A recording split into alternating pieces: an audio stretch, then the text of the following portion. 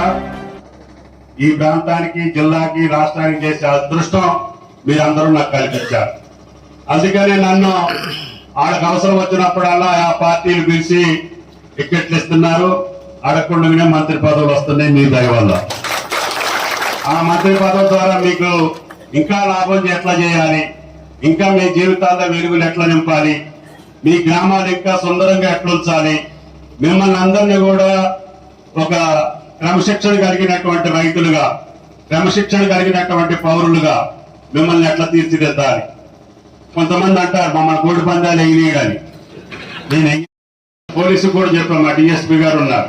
పండగ 3 రోజులు మాది ట్రైబల్ కల్చరు, 3 రోజులు మా ఊళ్ళో వరకే చేసుకుంటాం. అంతేగాని మీరు దేశం అంతా తిప్పి లైట్లు పెట్టి అవారం పెట్టి కార్యక్రమం చేసి కాంట్రాక్ట్ చేసే వాళ్ళని ఎలో చేయొద్దు. అట్లాగే పిల్లలకి కొంతమంది గంజాయి అలవాటు చేస్తున్నారు. పక్కన ఒరిస్సా రాష్ట్రంలో తీసుకొచ్చి స్కూల్స్ దగ్గర బడి పిల్లలకి తెలియకుండా చాక్లెట్ రూపంలో లేదా ఐస్ క్రీమ్ రూపంలో గంజాయి అమ్ముతున్నారు. అది పోలీసులు జాగ్రత్తగా చూసుకోవాలి.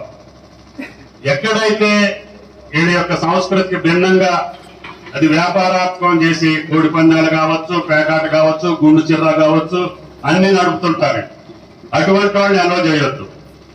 ఇక్కడ ఉన్నటువంటి గిరిజన కల్చర్ ని కాపాడుకుంటూ, వాళ్ళ సంస్కృతిని కాపాడుకుంటూ, వాళ్ళ సంప్రదాయాన్ని కాపాడుకుంటూ రైతాంగం వాళ్ళని ఎక్కడా కూడా డిస్టర్బ్ చేయకుండా, నాకు తెలిసి నేను 45 సంవత్సరాల్లో నా పోలీస్ స్టేషన్ కి ఇంతవరకు నేను ఫోన్ చేయలే.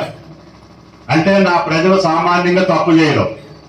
ఎక్కడన్నా తెలవక తెలుసో యాక్సిడెంట్ ఇటువంటి ఏదైనా జరిగితే మీరు అడిగి న్యాయం చేయండి తప్ప మా దగ్గర ఎటువంటి లా అండ్ ఆర్డర్ బ్రేక్ చేసే పరిస్థితి ఉండదు. ఈ మధ్యకాలంలో కొంతమంది తయారయ్యి అటు ఇటు వచ్చిన వాడితోటి కొన్ని తప్పుడు పనులు చేస్తా ఉంటే మీరు ఎలో చేయొద్దు. దశవరాపేట కావచ్చు, దమ్మపేట కావచ్చు, నా జిల్లా కొత్తగూడెం జిల్లాలో ఎక్కడా కూడా అసాంఘిక కార్యక్రమాలు జరగటానికి లేదు.